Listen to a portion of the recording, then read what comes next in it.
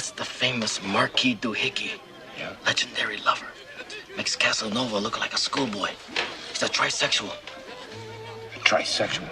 Yeah, he'll try anything. Mud, chickens, anything.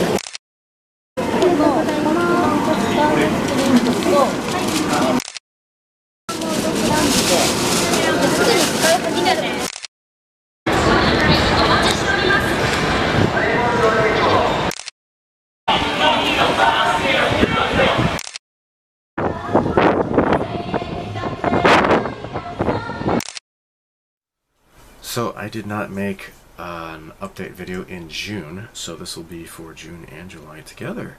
So I do have a lot of stuff, neat stuff to show in this video. But first, I'm going to show you a recent acquisition. Oh my gosh. Yeah, in the month of June, I got a new cell phone. Ooh, and look, it's a flip phone. See, like, I got Gradius wallpaper there, and I got my Lin Minmay from Macross strap on there. And you may be saying, gee, Steve, I mean Greg, why would you get another flip phone when you can get a smartphone? Well, I will tell you why. I don't want a smartphone. Sure, there's lots of conveniences that you can obtain, alright? Like, I would really like Google Maps in my pocket, right? So I just showed a montage of my trip at the end of May when I went to Tokyo, and I didn't put that in the previous video, so I put it at the beginning of this video. I was in Shinjuku, and I'm like, crap, where's that other Yodobashi camera? I want to go to Yodobashi camera. And I ended up just walking around and taking interesting videos of other stuff. Like that chick, she had like this weird bucket on her head, and she had like these glowing eyes that were like changing colors, and she was singing like to that karaoke machine in the streets. Weird. I saw some foreign guy. He was like pissing all over the side of a building. I'm like, I mean, I have seen Japanese men doing that, yes, and they're usually older men too that do that. But it was kind of gosh, yeah. So there's a lot of problems with foreigners in Japan. I guess I'll get to that later in this video with the stuff and things. So anyhow, what I was talking about, right? So yes, I mean there are conveniences with a smartphone, but I'm cheap, right? I had to buy a smartphone for my daughter.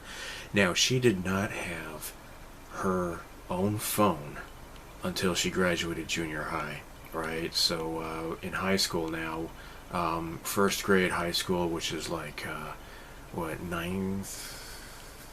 10th grade in America, we had to get her a smartphone because it's a part of school, and the school will give assignments and different things she has to do with her stupid smartphone. wasn't happy about that, but it was inevitable. However, my wife and I did make sure to postpone that for as long as possible. She graduated junior high before she got a smartphone. Well, actually, technically, like the last month of her junior high years. Well, we didn't have that. I mean, we, right? So I graduated high school in 1994, and like there were pagers, but it was like, oh my gosh, it was like, what was it? Okay, so MTV, they used to show music videos, right? But then when they started, there was this dumb, stupid,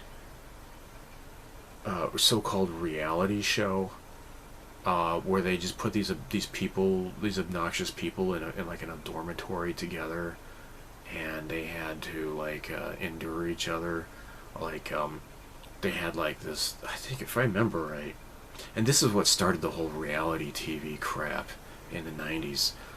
There was this obnoxious black guy, and they put him in like as roommates with like this cowboy type white guy. The black guy was like talking about like, oh, I love masturbation and stuff, and like the white guy is like, dude, what the hell, right? But then like the black guy had a pager, and then the white guy, he made a joke like, oh, are you a drug dealer? Which was a reference to like, I don't know, Star Trek 4 or something, I can't remember. But there's like, oh, you're racist, and he just making a silly joke, right? So yeah, they had pagers back then, but people didn't even have cell phones. I mean, they did. I mean, like if you watch those old episodes of X-Files, right? They had cell phones in the 90s, but most people, if anything, they just had pagers. And they even had like pagers where like if you installed like a program like on your computer, then you can like use your modem to send text messages to somebody with a pager within like a certain number of characters or something. So like, you can actually say like, hi, call me back or whatever as like a text, and the person with the pager would like look at it and say, oh my. So anyhow, so yeah, number one, I'm cheap. Number two, I just don't want the temptation. I mean, I look around and I see all of these smartphone zombies. I don't trust myself with having instant access to the internet. I don't want to have that temptation, and really, it's kind of a liberating feeling not being, having, like, being tied to the internet, right? Like, I've got my computer here, I can walk away from it, and I am internet free, right? So that's number two. Number three, I guess there is no number three, but well, actually, no, there is, right? So I was listening to some synthwave, right? Chillwave or something. I think it was called like Mallsoft or something other. The video had like this retro ambiance of shopping malls and stuff, but with like getting you into that 1980s type of retro feel. I get a kick out of the comments because there's like these younger people who are like either millennials or Generation Z, and they leave these comments that they're pining for like, oh gee, I wish I had lived in the 80s, and I wish I had been born prior to 1990 or wherever they were born, that they could actually remember life in the 80s and stuff. I find that rather touching, and that's really interesting. So anyhow, the one comment really stood out in my mind was apparently it was a younger person, like in their 20s or so, and he mentioned like he wished that he could have lived in a time before smartphones and social media and all that kind of stuff, and how basically that has just kind of ruined society. And I completely agree. And I guess it goes back into the whole smartphone zombie thing, but like you know, like when I was in Tokyo,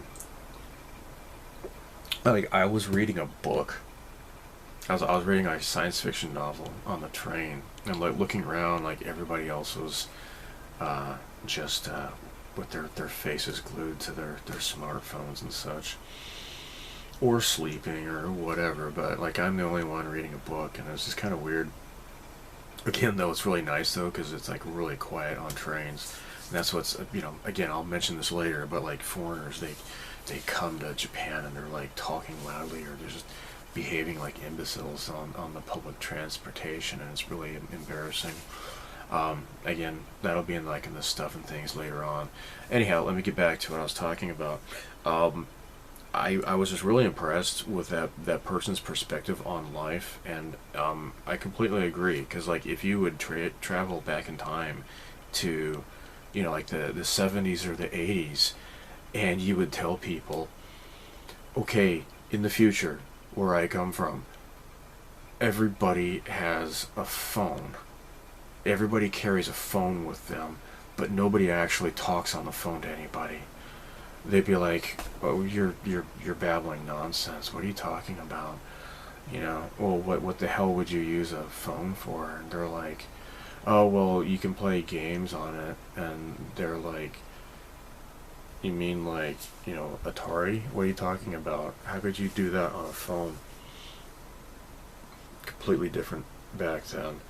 So, yeah, it's just it's really just kind of, it's kind of sad. Like everybody has a phone, but nobody talks to anybody, right? They would rather just like freaking texting each other and stuff. It's just, it's a weird generational thing apparently, because for me, it's just so much better just to, you know, talk on the phone. And it's just weird how like there's people who you could like be texting them, and you're like, you know, screw this texting stuff, I'm just gonna call them. So you call them, and then they don't answer the phone. They were just messaging you, and like no explanation at all. They just don't even call. And so now like even just like calling a friend is somehow intrusive, and you have to like ask permission to call. You just don't just phone somebody up anymore. It's really just kind of sad, and yeah, it really kind of makes me pine for the days, those retro days where you didn't have to deal with that kind of stuff. This is another thing here. They, right? It protects the screen, and I know they have like these new fancy ones but they just look so dainty and stuff. This is like really super sturdy, and I'm very clumsy, and that's, yeah, maybe that's reason number 4 why I don't want a smartphone.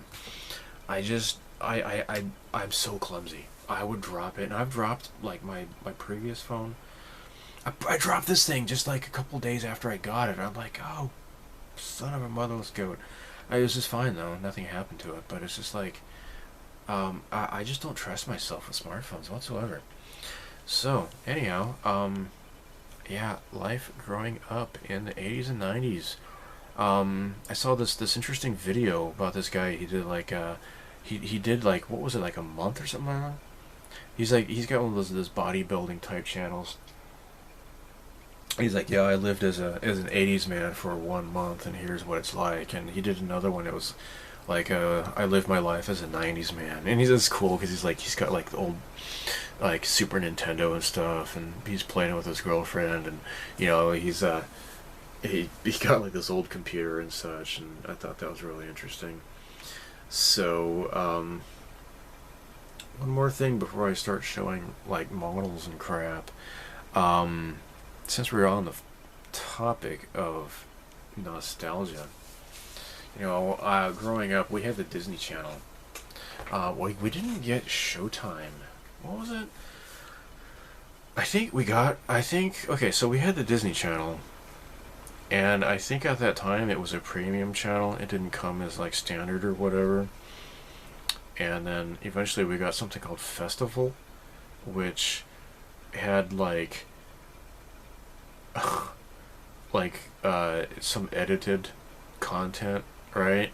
And like for example, what was that movie, Iron Eagle, right, with Louis Gossett Jr. And like the kid, they fly these two F-16 fighter jets to some fictitious Middle Eastern country, and they like shoot his dad or whatever. He's like, "You son of a bitch," but like they redubbed it. It says, "You slimy pig," because it kind of matches the lips a bit.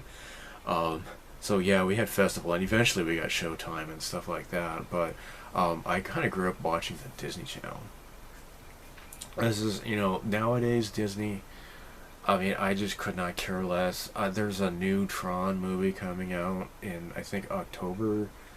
I don't even know what it's called.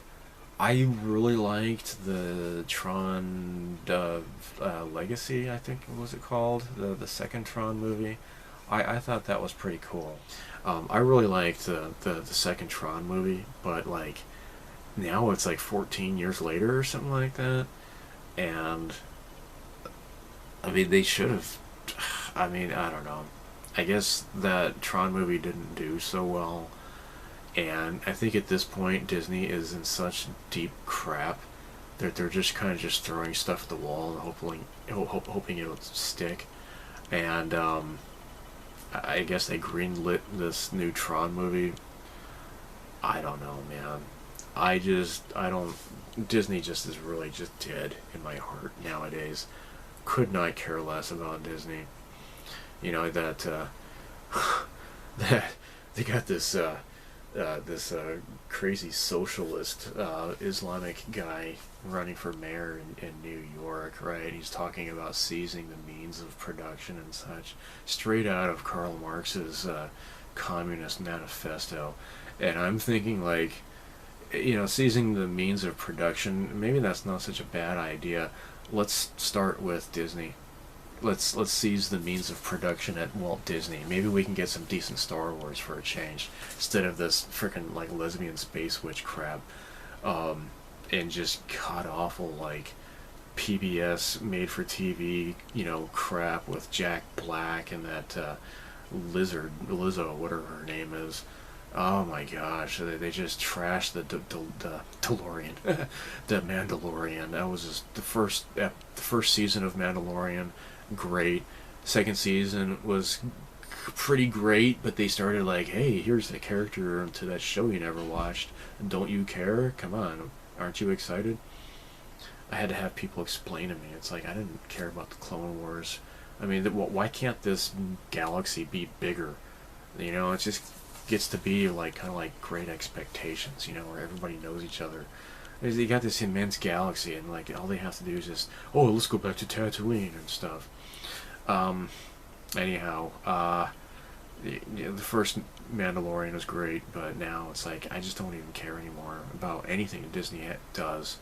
I'm just glad that they had kind of like a hands-off approach when it came to the alien Romulus, because even though Fox is now owned by Disney, at least they kind of kept their hands off of that, and that movie turned out pretty cool. But anyhow, Disney Channel. I watch a lot of neat crap. Alright, so some of the stuff, like, I've been just kind of like really, kind of going down memory lane. I recently watched 20,000 Leagues Under the Sea. I own that on DVD. Of course, like, I'm a huge Nadia, Secret of Blue Water fan. And one of the reasons why I love that show so much is because, I grew up watching 20,000 Leagues Under the Sea. And every time that came on Disney Channel, I had to watch it. We didn't have VCRs back then, right? There was something you want to watch, you have to like make sure to be home at that time and turn on the TV and everything. I never was a huge fan of the animated movies, although Alice in Wonderland, that was probably my favorite one. I liked The Sword and the Stone. That was pretty cool. They did a lot of really cool live action stuff though, and they would show stuff from the 60s. Swiss Family Robinson. Oh gosh, I really want to watch that movie again. I love that. Like when they built like that big beautiful, because like what the family, they're like they get shipwrecked, right? And then they build like this big, beautiful house up in the trees and stuff. And I'm like, man, that's so cool. It's like living like Ewoks, right? And there was that scene where they're like, they find this girl. Yeah, she was like abducted by like pirates or something like that. And I remember they're like going through a swamp, and like this big, huge anaconda attacks them. And I'm like thinking, oh man, this is just like, you know, the trash compactor, right, scene in Star Wars, where they got like that sea monster that's inside the trash, swimming around and pulling him under the water and stuff. I thought that movie was really cool. Parent Trap, starring Haley Mills. I love watching that movie. That was so great. And like that, because there's, you know, two girls, the twin girls, and one girl lives in California, and like there's this big beautiful house in California. Man, that was so cool. Like it was like on a ranch or something like that. I really want to watch these movies again, and I don't want to do like the whole Disney Plus stuff, although I think a lot of that stuff is probably I don't know, could be censored. Maybe two white girls, and we can't have that because they're white or, you know, they're blonde or whatever. I have no idea.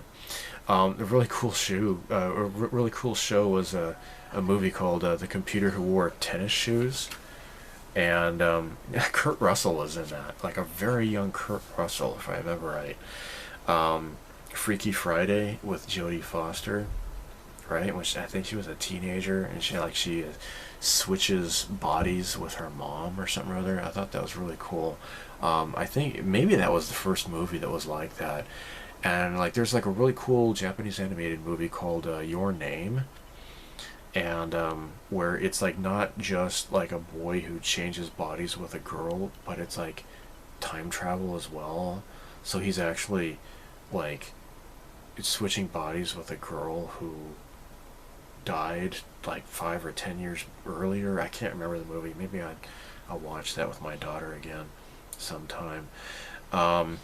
Gosh, yeah, 20,000 Leagues Under the Sea, though. Gosh, you know, with like the Nemo's Lounge, and I really fell in love with, you know, because he was playing the Toccata and Fugue by Johann Sebastian Bach, and that movie was just so cool, and like the whole underwater thing, and the style of the submarine, the Nautilus.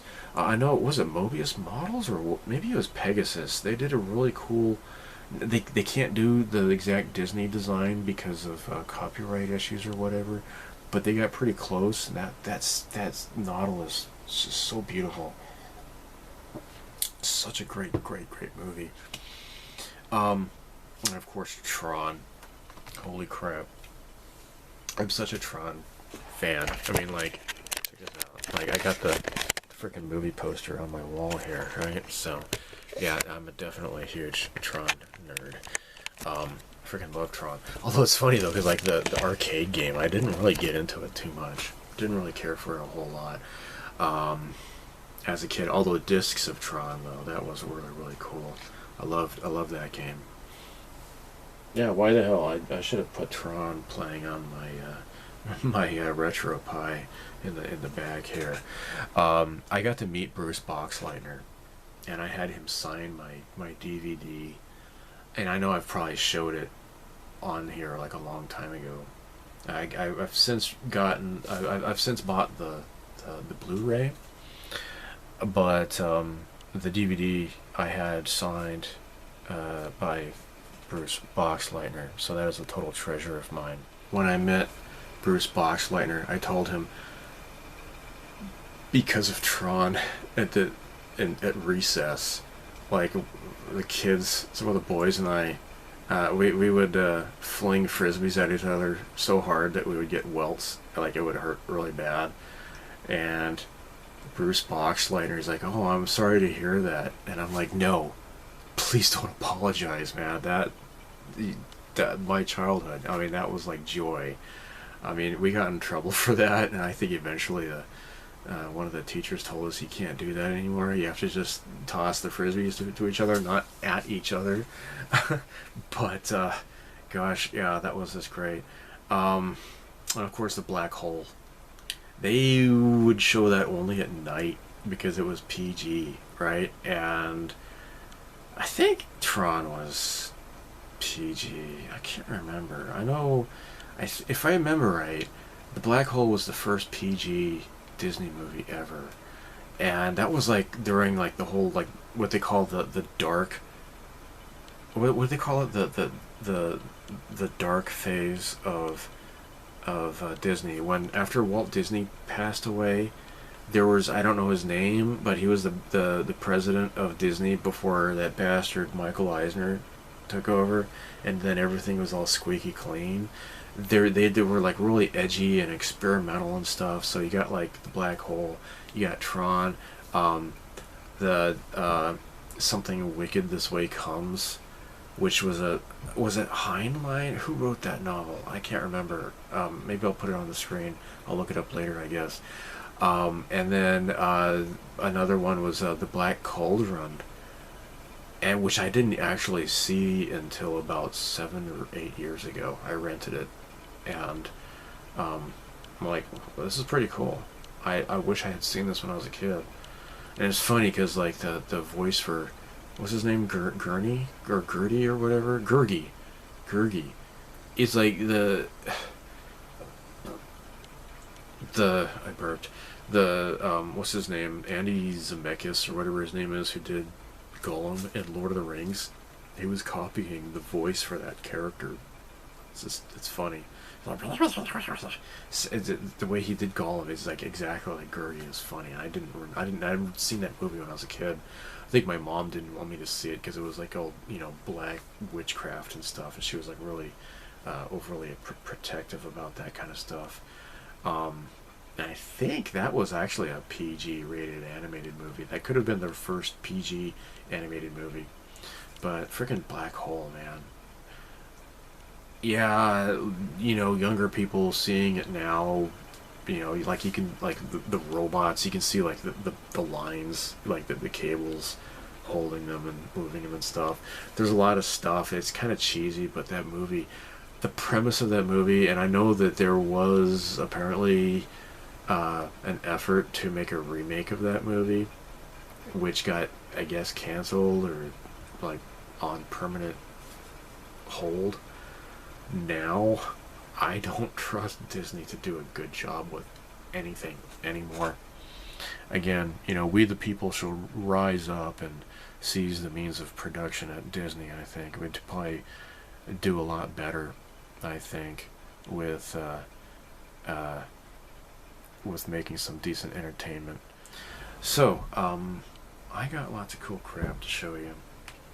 So, how about if I stop talking and get to that right now? I feel plastic. Hey, hey, hey. Alright, here we go with another E2046 model kit. This one is another kit of Asuka wearing her yellow dress, but this one she's sitting down. When I bought that other kit, it was kind of a toss-up between that one and this one. I was just really torn. And this went on like half off sale or something or other. So yeah, I just couldn't resist, I guess. I mean, I could have if I was a stronger person, but I'm not. So there you have it. Alright. So let's get rid of this bubble wrap here.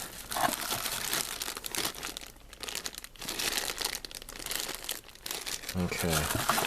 Now, of course, you can see parts, photos of the parts on their website, but at the same time, it's like, it still kind of left me with some questions. Like this part here, I'm going to look at that later, though, just a bit. Alright, let's unfurl this. Oh, come on.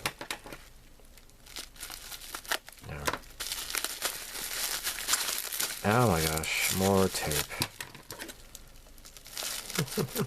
They do really pack this very nicely, though, I have to say. Very, very nicely. here we go with her hair parts and her arms. Alright, so the back of her head. The resin really feels nice. It really does. I like their resin. I don't know what part this plugs into, but I don't know, perhaps it goes here. I think that might do it. Of course, I've got this gate here to get rid of. I am a bit stuffy once again. Yeah, these are her pigtails. Right? Here's her bangs. And her arms. So yeah, there's like no blemishes, no air bubbles or anything like that. They really do a good job with casting.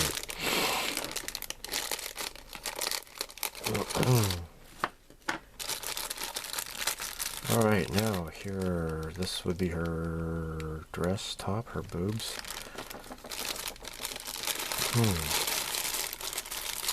Her nice shapely legs.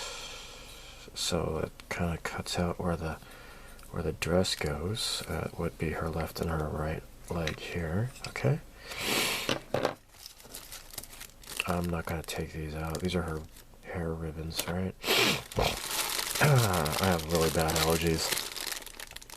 In the month of June, I am always really bad with my allergies in Japan. Alright, now this is what I couldn't quite... Okay. Alright, so you got her panties, and then she's sitting on her dress. And then these are going to plug in here like so. And then you got the top of her dress, which would be this. I see how this goes. Nice. Look at that.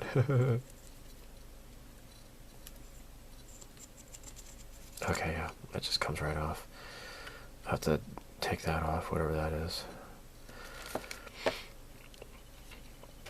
Alright. I would like to really putty this in and do a better job than what you see, how, you know, what they did with the picture. Because, like, there's just, like, a really, really bad gap right there. I would like to putty that in and make that gap disappear as best as I can. So this has to be removed. But you got the little locator thingies there, so just to have to pin those appropriately. But yeah, that's gonna fit like so. And she's kind of hunched over. And then you got her arms. Wait, hold on here. Maybe do a test print or a test fit here. Okay, so you got her tits. And this is her strap of her dress. This plugs in like so, although I'll have to get rid of that. It fits more or less. And then here we go. So, strategy time. Oh, and she's got that choker, right? I think the other kit, like her head was separated from the choker. Anyhow, this can be done in flesh tone. And then just paint the straps yellow. This will just fit like so rather easily, right? And then probably what I would do is paint this as something solid, and then the arms and the head and everything can be attached separately very easily, and it's okay to have a parting line there, I guess. I might do a little bit better though. Still a little bit of a, obvious gap, but see if I can use the polyester putty and smooshinate it as best as I can. But her hair goes like so, right? That thing has to be removed. And then her bangs. There are no eye decals. Normally they would have the eye decals taped to the inside of the lid, but I think I really kind of enjoy doing eye decals. So, gosh, yeah, this would be really cool. Really, really cool. Oh yeah, where's that big chair? Got songs from the big chair. Tears for Fears. I have this idea because this is kind of looks like a retro 60s kind of a chair. I'll probably do this as like a metallic red.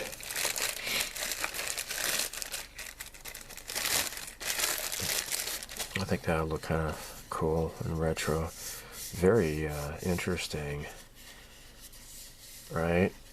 It's kind of like something from like a Stanley Kubrick movie, I think.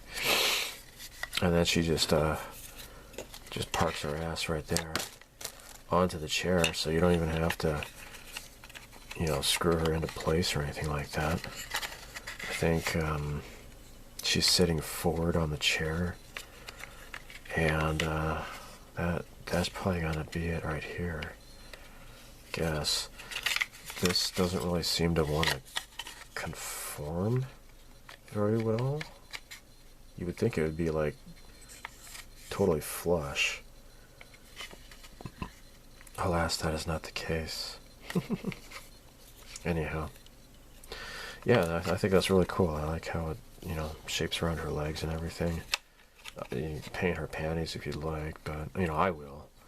But then it just gets covered up anyways, right? So, in the end, it maybe doesn't matter. But, yeah, this is, I think like 30 American dollars or something. I can't remember how much I paid for. The receipt's around here somewhere, but I don't see it immediately, so... Oh, wait. It doesn't say. It just says the packing list. Anyhow, neat stuff. This is big. Look at this big, gibungus box. And, for the record, in comparison, yes, this is the exact same size as the Glaug. These are both very gibungus in size, right? They're both rather huge mecha, and they're both the 72nd scale, right? So, yeah, I have not yet started this. Alright, now, this has been out for like a year or so, and, yeah, I think it was like maybe spring of 2024, I believe, and I was on Rakuten, and I saw this. It was like 4,000 yen with free shipping, and I'm like, and it was like it was on July 4th actually, right? And it had like you know, 1 day left on this sale or something, and I'm like, okay, all right, you twisted my arm. Only for 4,000 yen, and that includes shipping. Okay, you got me. Alright, so Quedlunn Rao Miria. Now, they have reissued this with the blue Max version, alright, and it has a Max figure. They also have like a regular, you know, typical unit, just like a, you know, generic female pilot. With no face, though. You just have to put her, I guess. I mean, I haven't bought that kit, but I haven't seen it in person, but it just has like the face shield. I don't know if it has the actual sculpted face or not that you could use. But here it is. So I don't know if it comes with eye decals or anything, right? I have no idea. Oh. Let's take a look at this, guys. Let's take a look at this. Let me put this in a better vantage point. Oh my gosh. So yeah, Rakuten, it was, I don't know, it was like some model company shop I'd never seen before. I don't even remember what the seller was. I'd have to look, but Yeah, it was, can't remember. So yeah, here we go. Here is Miria, right? So like this face right here, it kind of makes it nice though. You can just paint her face and paint her hair and stuff, then stick it into position. That's a good way to go. But like, freaking hell, I mean, look at this. Now this is 1/72nd scale, right? This is the 1/144th scale, and my golly, this thing is dusty. It's finished. I just, you know, I've gotten behind on making videos, so just bear with me, I guess. So yeah, like look at that leg, right? That's like twice as big. I mean, 1/44th versus 1/72nd. I don't know. I guess it's about close to half, I think. I don't know. Wow. Alright. Oh man, look at those guns. Holy crap. And you know, I was kind of like on the fence with this. I'm like, yeah, you know, maybe I'm not gonna get it. But I mean, so if it costs like about 800 yen to ship this big thing, then, you know, in that case it would be like 3,200 yen, right? So like, yeah. Alright, now here is the clear part runner, and I don't know what that's about. It has the eye or something. I don't know. Oh my golly. No, I'm not gonna take this out of the bag. I mean, I will whenever I get around to it, but oh my gosh, and this is a really nice red color too. But I'll have to just do my best. I mean, I guess it's gonna be like red matter, probably. And then there's like another deeper red here. This is more like oh, Akitsuki red. Oh, what's that called? The red beans red color. Let me see if I can find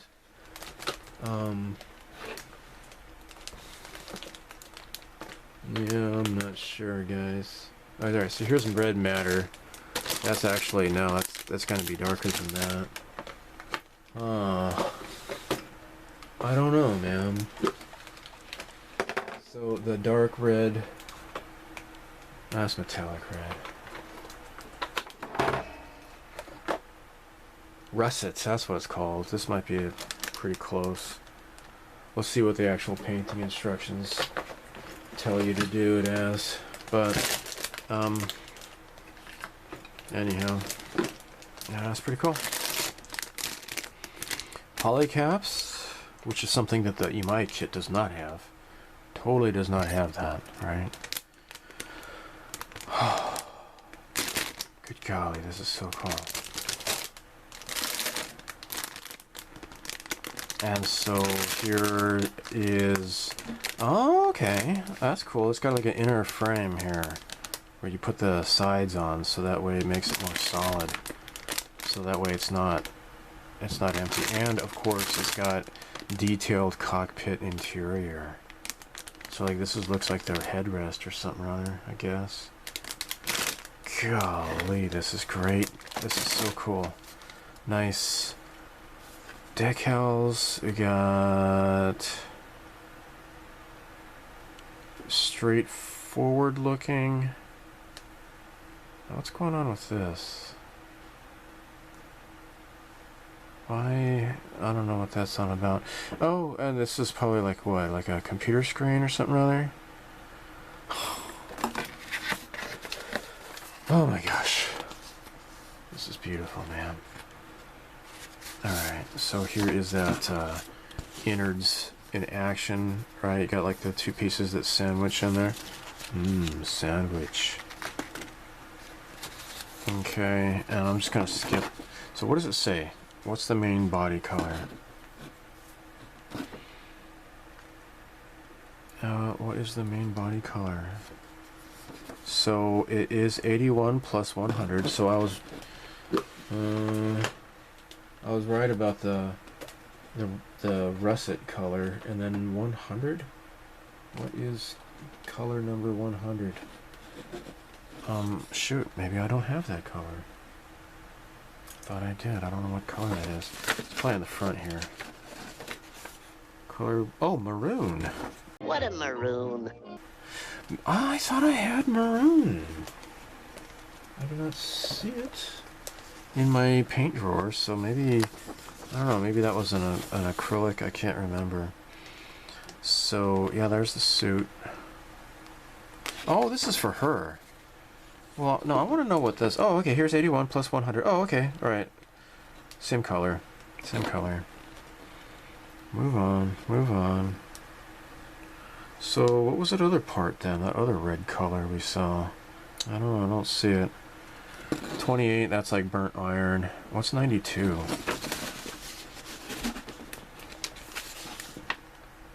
'92 semi-gloss black, except it says semi-gross black. that kills me every time.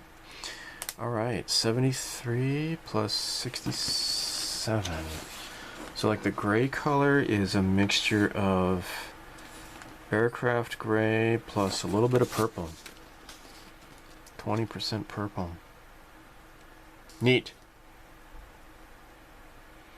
Super duper neat.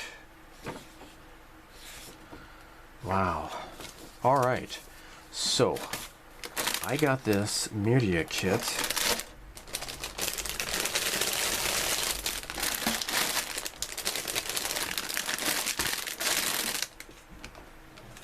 But wait, there's more. This is just gonna be July is the Miria summer. The month of Miria. Alright, so what do we got here? Oh my gosh, yes.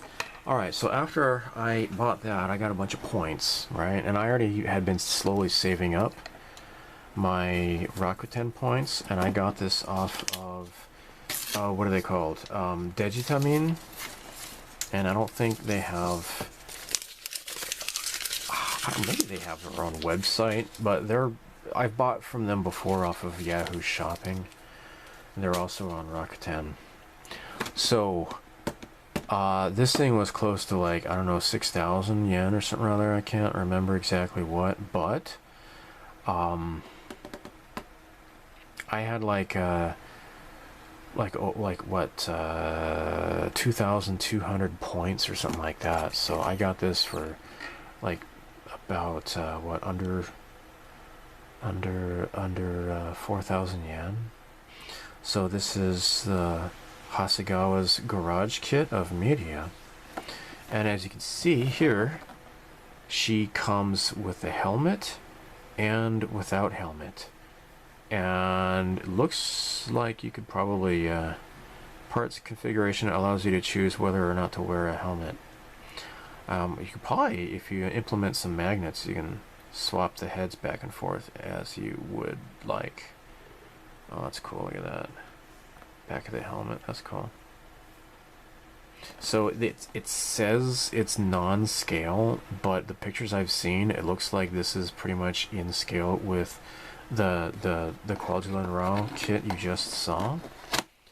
So let's take a look at this. I imagine it's probably about the same as the regular 12th scale. Now what the hell? See, now when I saw this, I thought they were going to have like a decal to put back there. Alright, you see that? I don't see that on here. Oh my gosh, though, that's really cool. Macross logo decal. So looking straight ahead or to the left or to the right. Nice. Let's take a look inside. Oh my gosh. Oh my gosh. I imagine it's probably close to 12th scale. And something just fell on my foot. Oh, it's okay, don't worry about that. Okay. Alright, here we go. Yeah. So no, they couldn't say this is 72nd scale because people are going to just assume maybe, you know, they're stupid or whatever, and they're going to think, it's going to be so tiny small.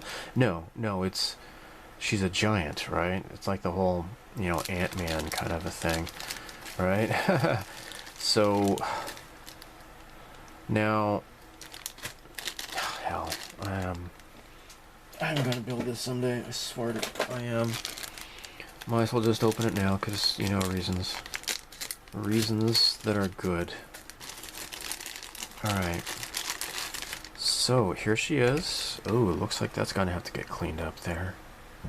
Gotta carve that out. So, her butt is okay. She's kind of like, you know, shifting her weight, whatever. Kind of looks, you know, whatever. So, that really needs to be cleaned out in there, though. Alright, you see that there? That's gonna take some delicacy, I think.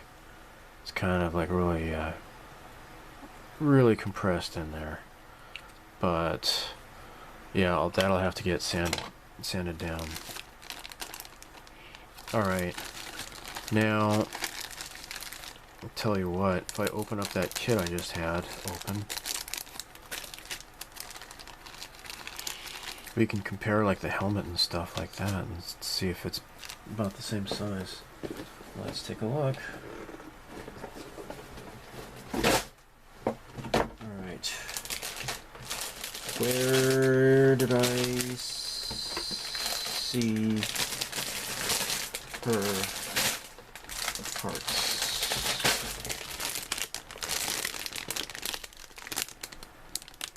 No, this is a little bit bigger.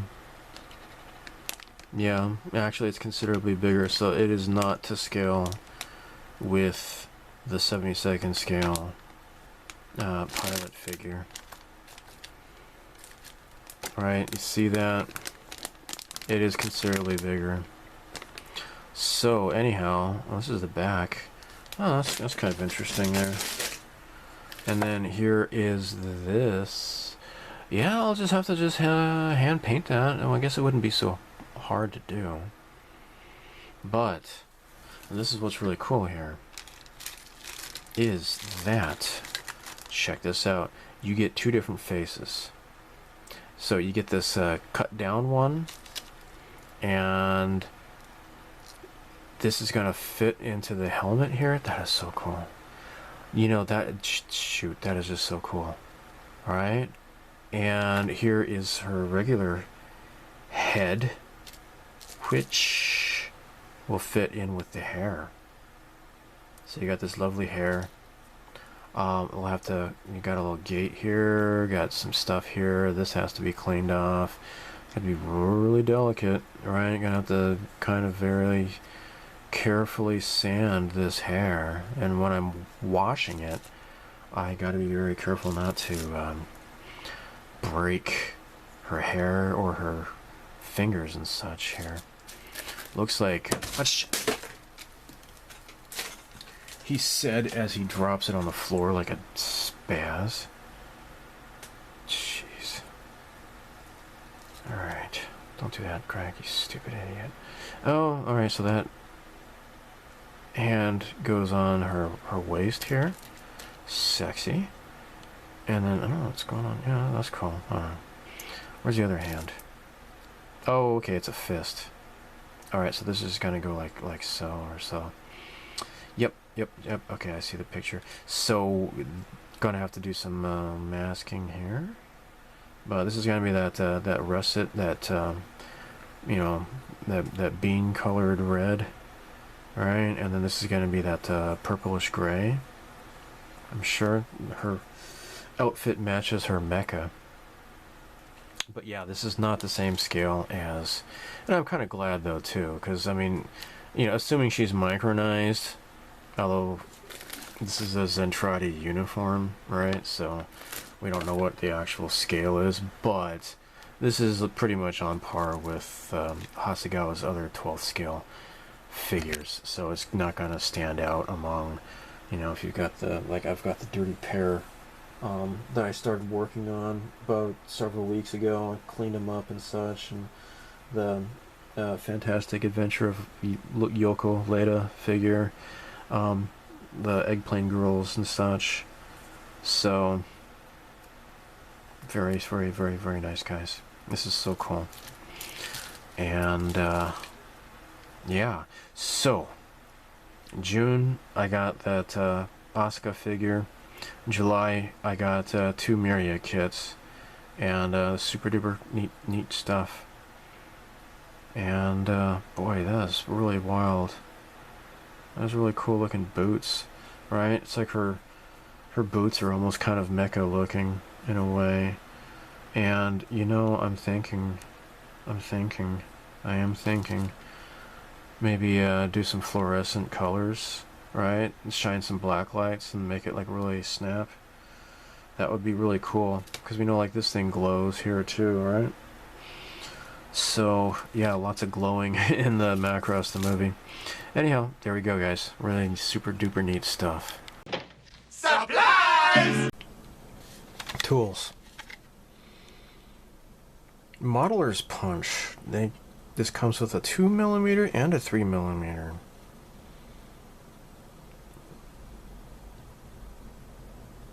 Ease of use is enhanced by rotating grip, it says. Well, okay.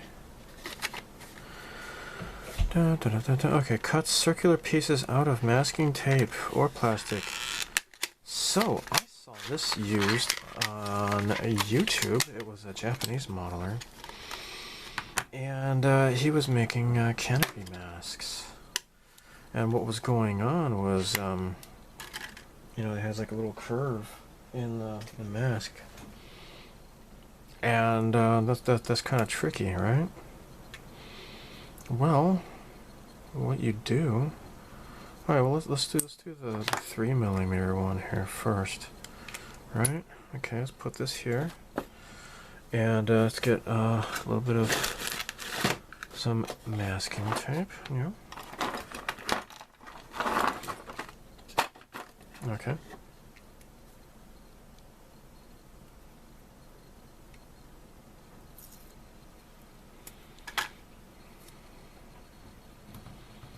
Okay.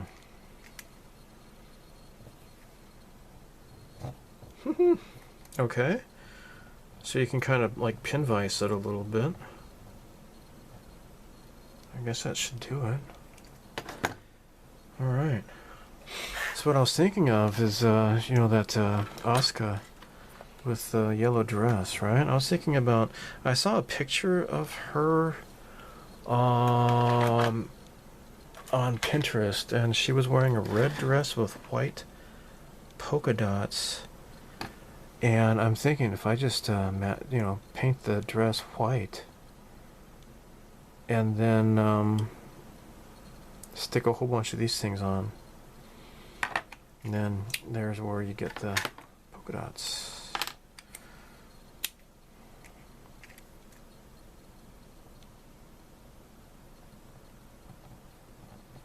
Okay.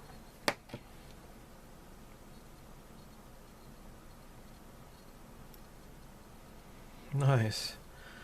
So, I got this. I sent one of these to Rebels at Cloud9 as for like a belated birthday gift. It's a couple months late. I mean, it's not entirely my fault. Like, they had like another Canadian postal strike, and there was something I wanted to get for him, and I couldn't find it anywhere. Until I finally found it. So yeah, this is the 2mm, and then there's the 3mm, so it's quite a bit difference in size, right? This is super cool. Very cool. And so it's marked, right? It says right 2.0 right there. That is really cool. They do have different sizes as well, but unfortunately, the other ones are kind of sold out everywhere. So, yeah, this is made by Tanya. Really nice. Next up is Mr. Airbrush Maintenance Set. Wow. Oh no, look, here's like an actual brush here. Nozzle.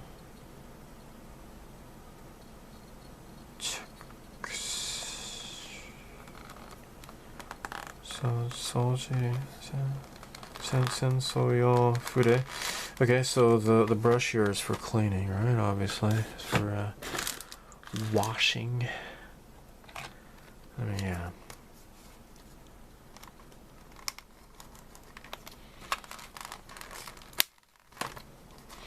This would probably, hopefully, extend the life of my airbrush because, you know, I had to buy a new airbrush back in, what was it, April or something like that. Hopefully this would help to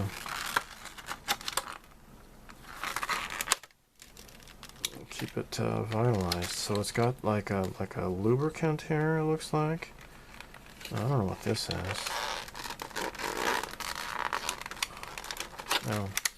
Oh, here we go. Alright. What is this? I do wonder. What is this? Oh. Look at that. It's like some sort of a drill or something? I don't know. Obviously the cloth is for wiping it down. This is for the nozzle.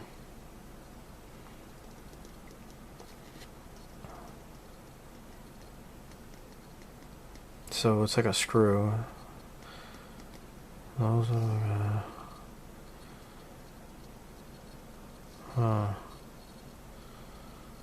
Okay, well it's for cleaning the nozzle.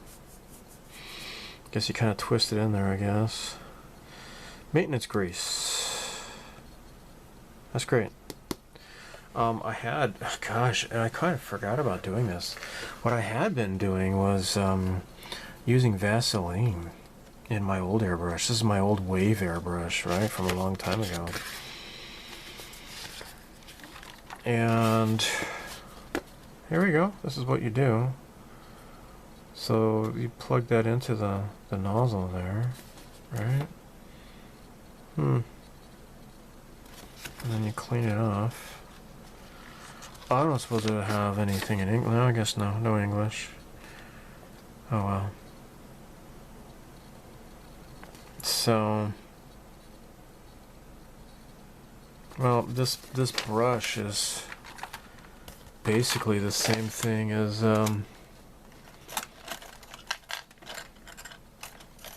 where the hell is it?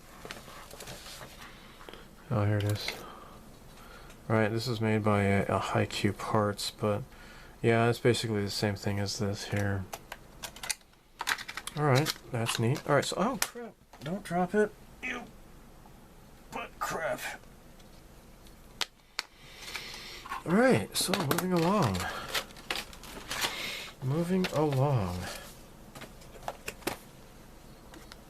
This is God Hands. This is a nipper maintenance. So you got like this oil here. Oh, nice, clever little brush too. Actually, look at that. Let's just pull this out. Here is the oil. Okay. Well now, what is this?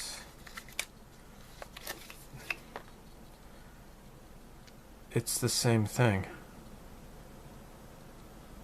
Oh. Well, okay. It actually comes with two. I really wasn't expecting two. Look at this, ooh, fancy. Frickin' paper towels. Okay. Thanks, I would not have known where to get paper towels. And then you got this this toothbrush here. So what's going on here?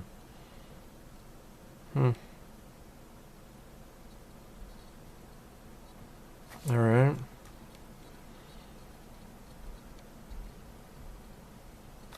So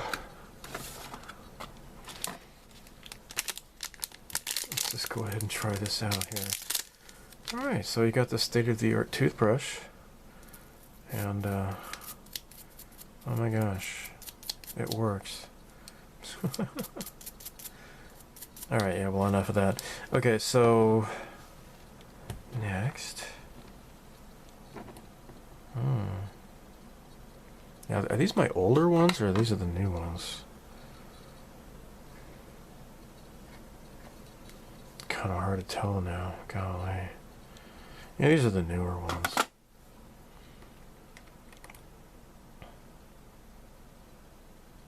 It smells oily.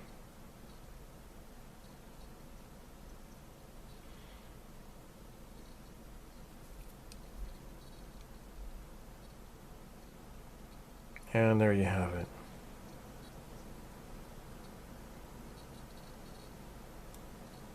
Okay. Nice and lubricated now.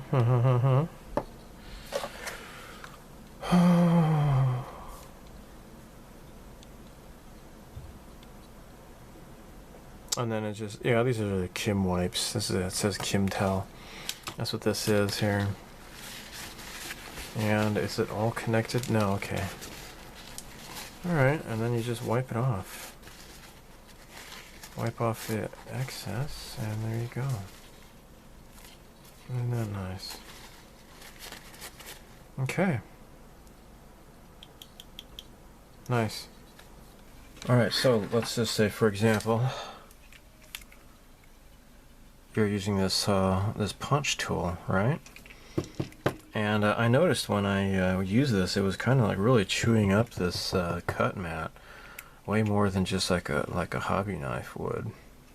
So let's say you don't want to ruin your cutting mat. Well, check this out. Modeling petite mat, or petit mat. They forgot the e. Goofy. Pucci. Modeling mat. That's what that says. So Pucci is means petite, right? Pucci. Anyhow, you get what I'm saying. So this is by Eiger Tool, and they have like these little mini, super tiny, little cute little cutting mats. Isn't that nice? That is super nice. So, oh look, it works. Ha ha. Ha ha ha. Isn't that great? Alright, of course it is. Shut up. Oh my gosh. Now this is by Hasegawa. This is their Hasegawa Tri-Tool. And this is for picking up, it says micro parts picker. And oh, let's give this a shot here. All right, let's okay, I got some mini iron beads. Okay. Got these guys here. All right.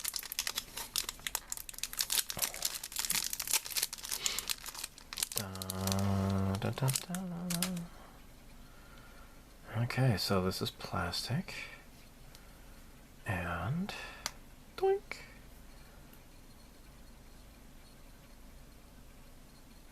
Oh my gosh, it works. Ha ha ha. Ha ha ha. Alright, check this out, guys. Let's zoom in. Focus, Daniel-san. Focus. Yes. Excellent. Alright. So it's just like a little sticky tool here. You can pick up tiny little thingies, and it's so tiny, and it's so cute. And that's nice. And you want to make sure to keep all the trash and lint from sticking to that, so that's what this is for. Put the cap on there. That's cool. So yeah, here you go. So again, this is called the Micro Parts Picker by Hasegawa. Extra fine. Alright. And this was just released not too long ago. And I think it was like in March or so. And like, check this out, perfect for clear parts, right? Look at that. He's putting like a navigation light on the tip of a wing there, the clear part on there. That's fantastic. So what I usually have done is I just get like a toothpick and I put some some like a sticky tack, poster tack, or whatever you want to call it, and pick up that way. Alright, so this kind of works too. But, yeah, it's only like 500 yen or something like that, 600, I can't remember. So, yeah, just figured this would be a neat little tool to get. Alright, so I'm going to show you some magazines.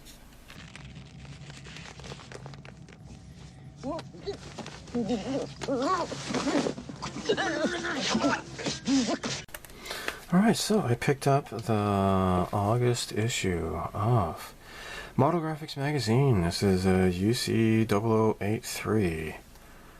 Alright, so this is all about 0083, obviously. Alright, Gundam. Alright, so yeah, the GP00, I don't remember that. I mean, there was 01, 02, 03. I don't know. Yeah. So, you know, I don't really know what is new about this. I had like the old Gundam, the GP01 from like the 90s or so, and I never got around to building it, and I sold it a long time ago. I got rid of most of my Gundams because I figured I was never going to get around to building them. So, yeah, okay, this looks great. Apparently this is a new version. I don't know. This is the GP0. I don't know how what backstory is behind that, but, you know, I'm just going to skip ahead here. I mean, it looks pretty cool, though. I mean, kind of like this radar dish or whatever that is. This is pretty cool. It's just it wasn't in the show, so I don't know what this is about. Yeah, it's just, you know, okay, I'm going to criticize Gundam. They need to, like, I think there's a lot more story potential for the Zeta timeline with the Aug versus the Titans. There's a lot more potential for side stories and stuff, because that was a pretty big war, and it seems like it's mostly ignored because all they do is focus on the 1 year war and such. So yeah, look at this. This is a huge 1/144 scale dendrobium. I have started, because I built this a long time ago when I lived in America, but I started working on another one. I'm going to light it up, and I need to change the battery on my camera. Alright, so I'm going to show you the real reason why I got this magazine. That's pretty posable. That's cool, I guess. Alright.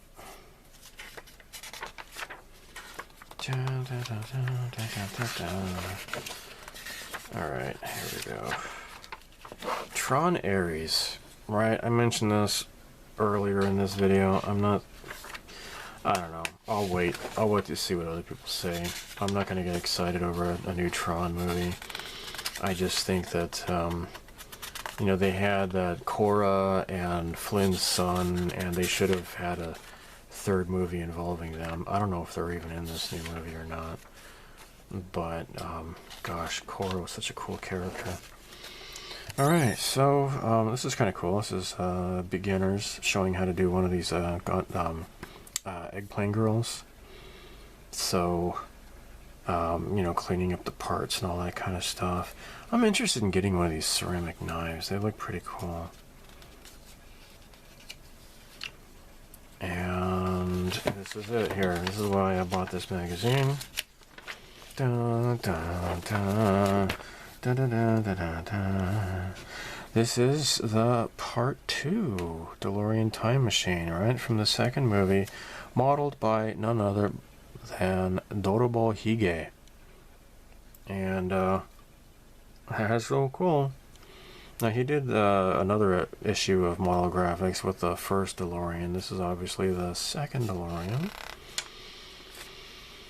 And beautiful, totally beautiful.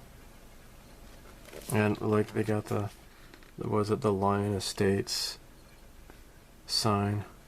That's so cool. Alright, because that's where the DeLorean was parked behind. Alright. And so look at that. Look at that. Here is, now I'm sure if you check out his channel, he's uploaded a video of this, because he did the old Aoshima, the old tooling, and he had it lighted and everything with, these were like, you know, like a chase sequence lights and stuff like that, matching what's in the movie.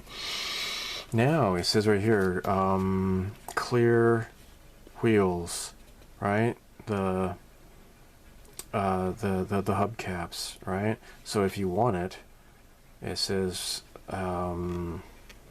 you can go to Aoshima's online shop and buy these there. And yeah, you can actually buy them. Maybe I should go ahead and buy that, because who knows if those are going to get sold out or so. I don't know if I'd ever try lighting this, but I mean, heck, he shows how to do it. And check this out. It's got the light in the door and everything. It's just amazing, totally amazing. So the door's open on this new one, right?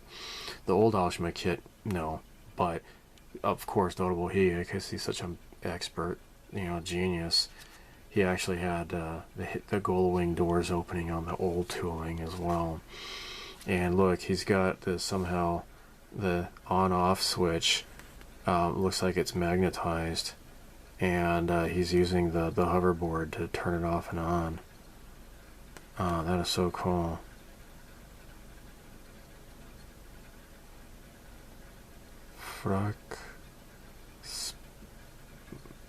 Band. Flux band on off. Okay. I don't know what flux band is, but whatever. So yeah, fantastic work on this. Alright, so we got ST condom, etc. Yeah. Motoroid? What is this? Cross Ange? This isn't condom. Sunrise. Vilks? I don't know what this is. Whatever. Vilkis. Okay, well, you tell me if you know what this anime is, because I don't know. Alright, I'm going to skip ahead here. So what else is in this magazine? Now, that's pretty cool looking, but whatever. Upcoming stuff. This looks pretty charming. Alright, this is the Subaru with an eggplant girl. This is the Miria. I already showed you this. Alright, let's move on. And newcomers. What? A new Tamiya Lightning 2. I don't know. I'm not keeping up. What? This is 72nd scale? I guess the other one was 4. I don't know, man. This is kind of cool. This is it's all about Yasuhiko. Really?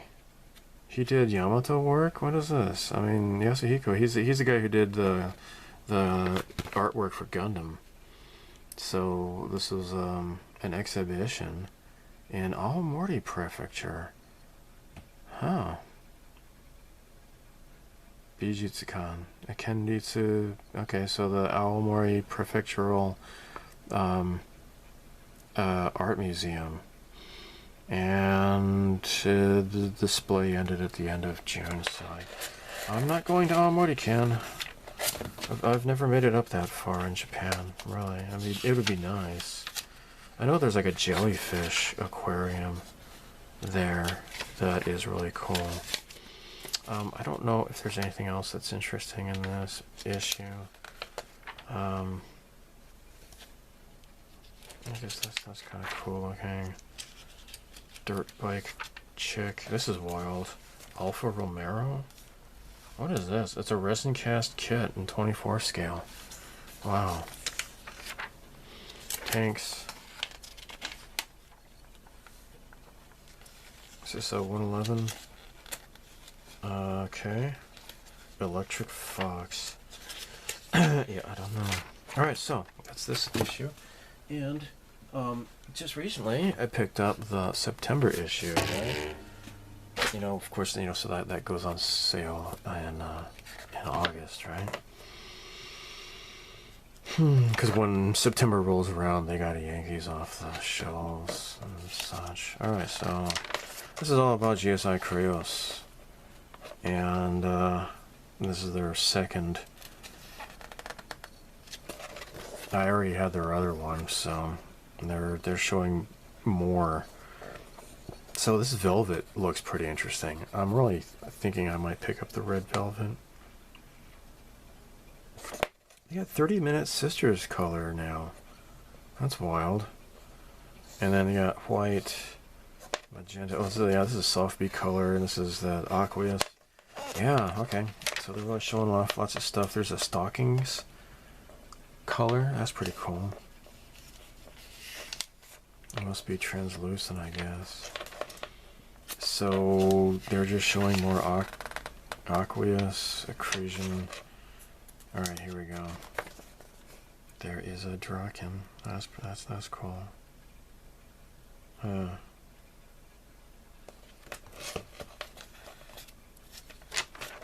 Okay. So what this guy's freehanding the camo pattern, looks like. Alright, so more stuff. See, I don't know why I mean, they already covered a lot of this stuff. This GGX is a new one. You have to get like the thinner that's just for the GGX, so whatever the differences of the cement, whatever. Ashen Machine. See, that's new. I don't know about that. Okay, soft B color. Alright, so this is a lot more actually going into more depth with the soft B color. Huh.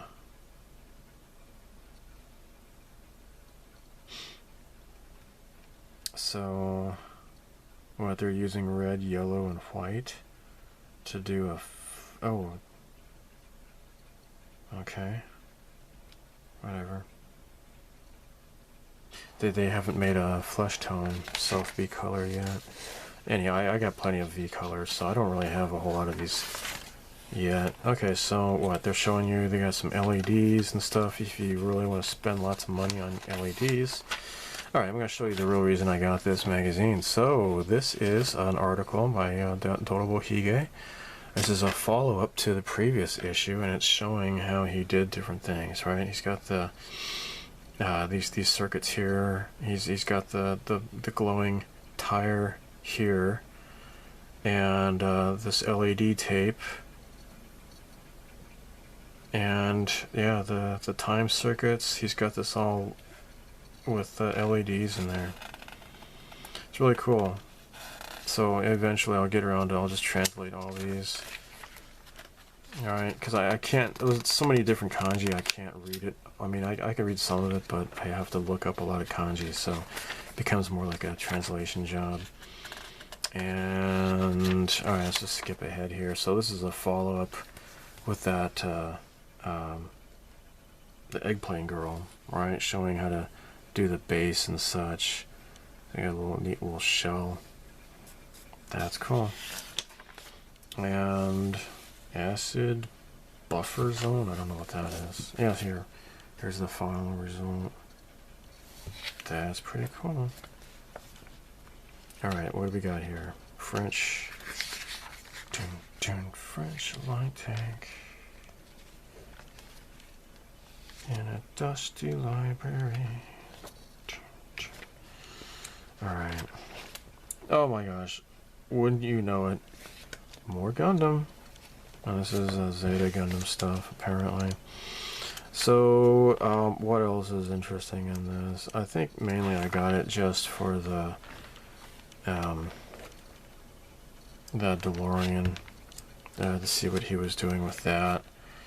And this is a Yukikaze. Is this the one? Oh, this is a 72nd scale Yukikaze by Platts. Wow, that's gonna be expensive. Oh, and it totally is. Damn. Okay, so Ichiman Hasen. So okay, that's like $180 dollars, or, you know, well, US dollars, it would be less than that, but that's essentially what it is. And they have like a 144 scale one, and that's already pretty expensive, and this thing is like twice the size. Da, da, da, da, da. AVS 98 economy. Oh yeah, this is from Pat Labor, I believe. Yeah. So what is this, Motoroid? So there's a bunch of Bandai. I think Bandai does it. Good Smile, Motoroid. Aoshima does as well. This is Good Smile, yeah. Okay. Alright. Skip ahead. More stuff coming out. I haven't really looked through this part yet. I just kind of glossed through it so far. And this is interesting. Yeah, these Kyusha girls, like historic cars. Audi Quattro. Quattro lives. Yeah, I'm sure you get the reference. Alright, so, oh my gosh, more Lockheed Martin Lightning 2 stuff. Alright, isn't that great? Isn't that fantastic? VF2 Bounty Hunters F14A by Fine Molds. Okay, this is a new livery. They're a Tomcat kit. Isn't that great? And we're at the end of this. Okay, so I'm going to show you some other random neat stuff that I got. That's a crazy looking face right there, jeez. Yeah. Chocolate. At the shopping mall where the Pac-Man exhibit was, I picked this up. This is nude chocolate from Honduras. It's 70%, and it's got the license by Namco. I got the official sticker here, and I'm going to open this up, see what it looks like, if there's a design on the chocolate bar or what. Let's see.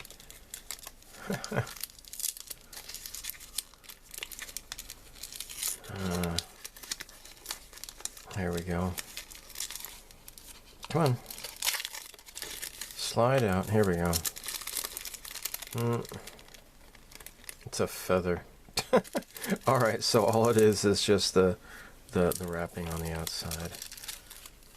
I thought there was going to be like a ghost monsters or something or other carved into the chocolate, but apparently not. Oh well.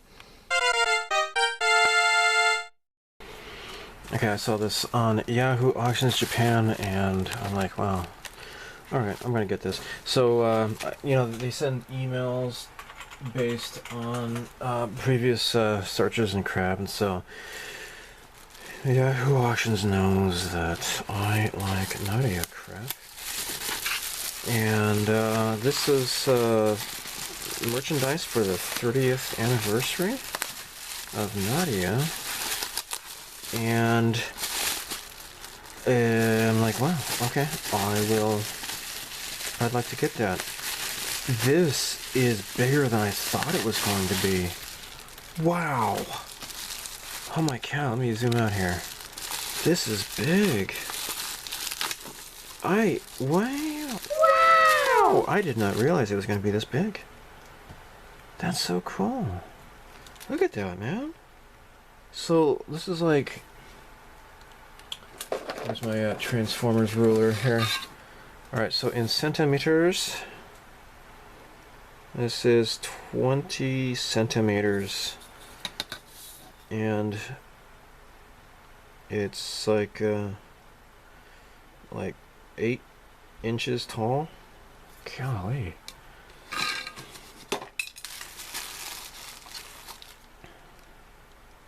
So there's this stand here. It says Nadia 30, right? 30th anniversary. So that goes like that. Okay, and then here's King. Wow, this is so much bigger. You know, I've seen other things, like, for example, like at the bookstore in town, they got, like, Spy Family acrylic stands and stuff. But they're, like, half this size. This is, like, really big. Wow. So here's Nadia and King. That is so cool. Let me get close to here. There we go.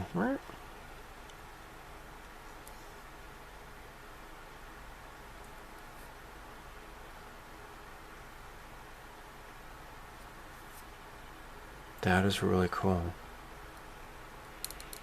Well, golly, where am I going to put this? I'll put it on the bookshelf or something. And push it into place. There. Okay, now it's more solid. I think that's better. Make sure the cat does the same here. There we go. That is so cool. Nice. Yeah, so this is for the 30th anniversary, which is like from a few years back. And I guess I wasn't paying attention to a lot of the merchandising at that time. But yeah, there was a book off on that was selling this on Yahoo Auctions. And there were a few watchers, but I'm the only one who bid. So after shipping, it was like just under 2,000 yen. So this is really cool, neat. Okay, now to show some game crap. I got this on Alibaba. This is a wireless controller for the Super Nintendo / Super Famicom Classic Mini. Now, this is wireless, but it's also wired. You can go both ways, apparently. And according to the instructions,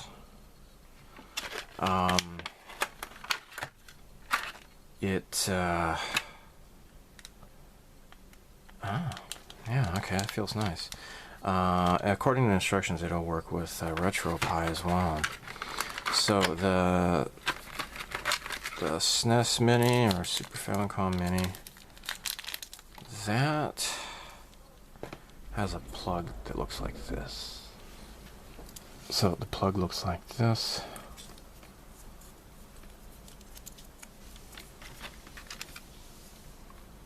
There we go. So it can be plugged in like that, or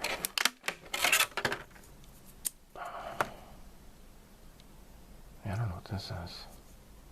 Oh, wait.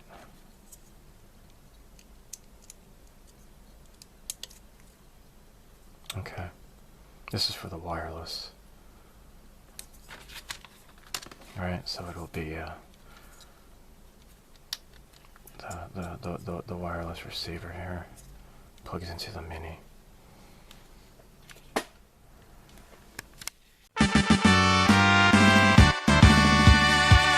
I got one dumb comment in June. So this guy says, I came here to find out more about Doyusha, but ended up hearing more naive opinions and wrong expectations on social media. I didn't even know what this guy was talking about at first, but then I realized this was probably in response to the little plug I put in the beginning of the video about encouraging people to use platforms like Odysee that supports free speech. And he didn't like that. So he doesn't really care about the fact that the YouTube has facilitated child exploitation, or that it has facilitated one of the biggest crimes against humanity with the whole clot shots and everything. So yeah, he's just gonna will pitch a fit about that. So the conversation went on, and I guess he kind of mellowed out a little bit, but anyhow, I guess I'm not going to go into the details. If you want to, you can find this guy's comment, the first Doyusha Tomcat video. So anyhow, I'm not going to spend much more time on this, other than saying that this guy is a bit of a douchecopter.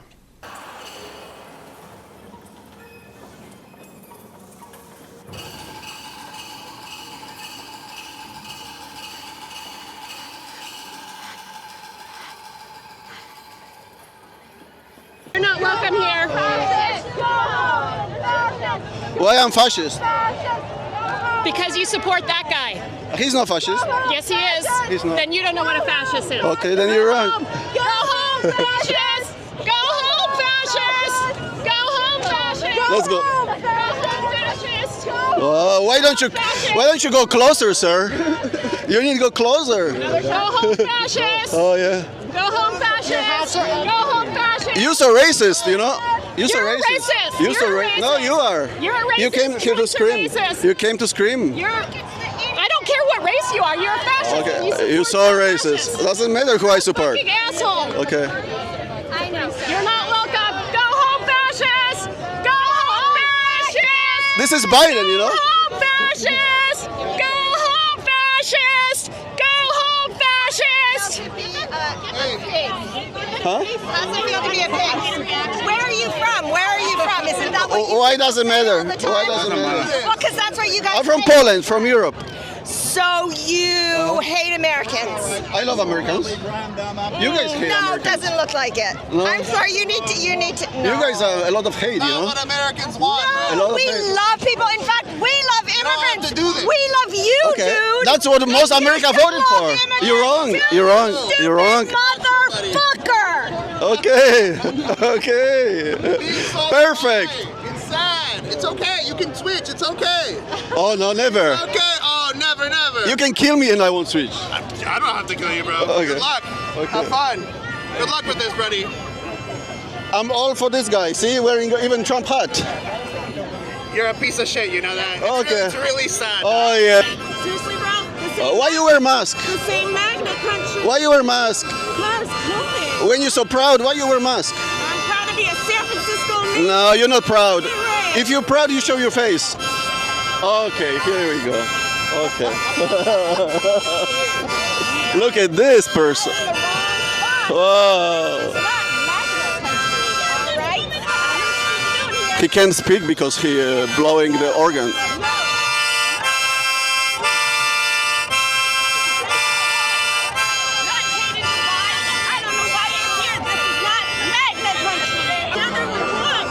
Oh yeah.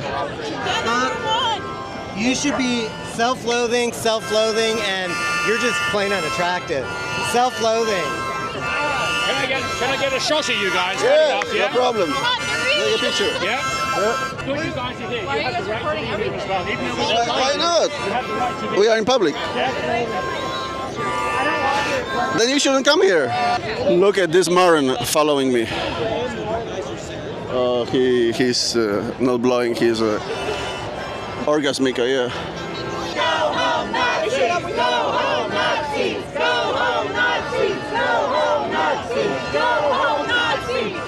Look at this guy. Why Nazi, sir? Why Nazi? My flag, not Trump's flag. Why you say that? Because I fought for this flag in Vietnam. I didn't fight for Trump. Let's go.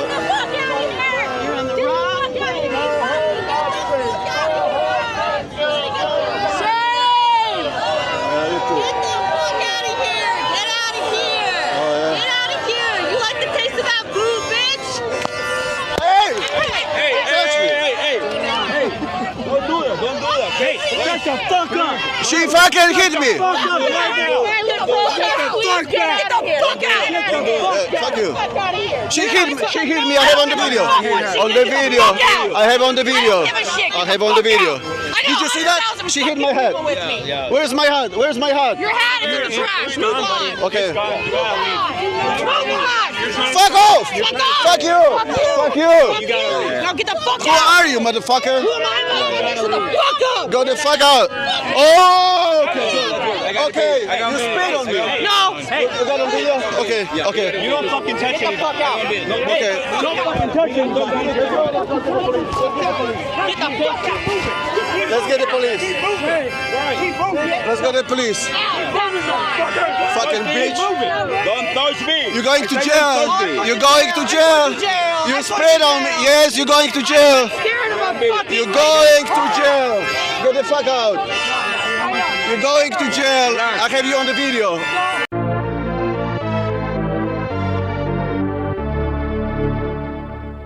I've been noticing a pattern emerging ever since USAID finally closed its doors on July 1st. All of a sudden, the Democrats are running out of money. And it makes me wonder who exactly was paying for this national tour that AOC and Bernie were going on. Maybe all those private jets they were taking from state to state were getting a little too expensive. And just like the Democrats, Act Blue is also running out of money. And have you noticed that ever since USAID finally shut down that we don't see any more nationwide protests? Maybe all those printed signs and pamphlets and propaganda and this giant Trump baby balloon cost a little bit more than you thought, huh?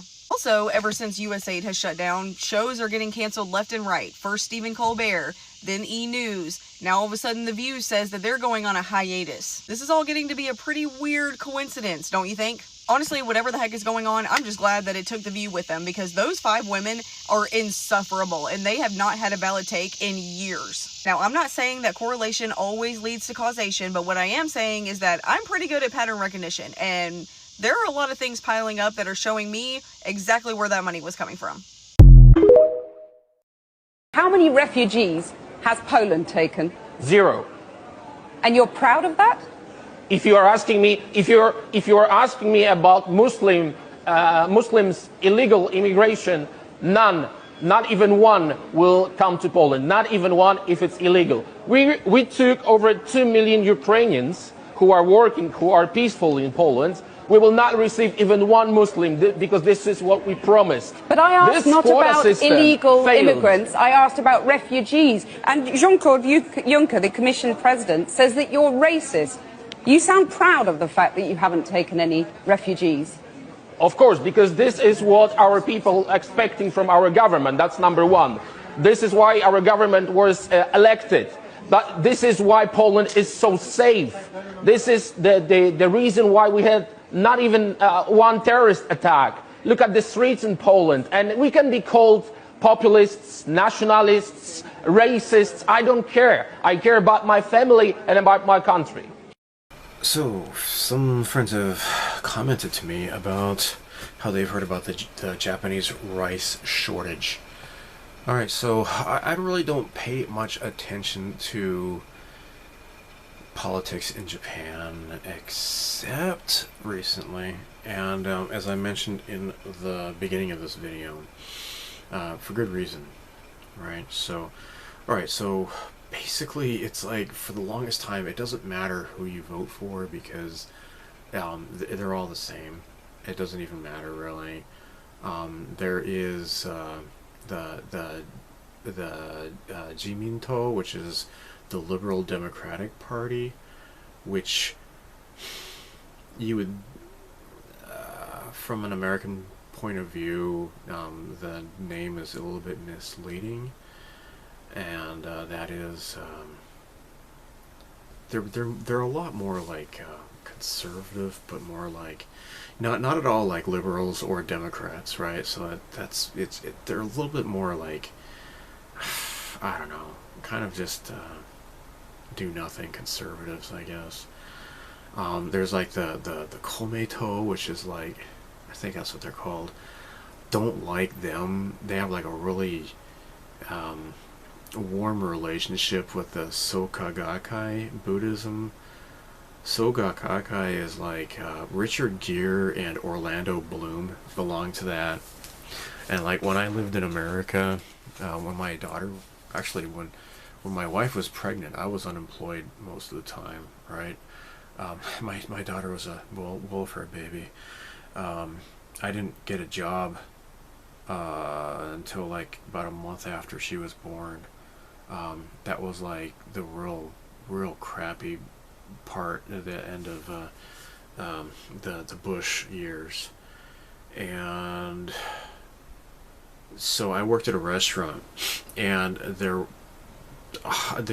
was this group of like Soka Gakkai people, and they would come in for lunch on Saturdays or something like that, and like I got this earful of like, you know, because they were asking me, hey, you know, how about you? And I would tell them kind of a little bit about my background. And I'm like, yeah, I'm not really a waiter. I'm just, you know, I can't find work anywhere.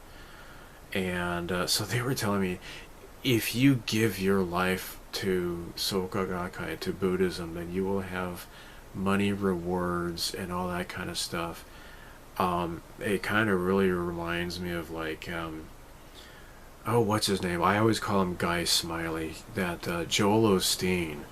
That Jesus wants you to be rich, and if you become a Christian, then you're going to like get tons of money and all this sort of stuff. It's like there was this person named Jesus Christ who kind of didn't ever say that, and in fact he was kind of like, saying a little bit more to the contrary of that.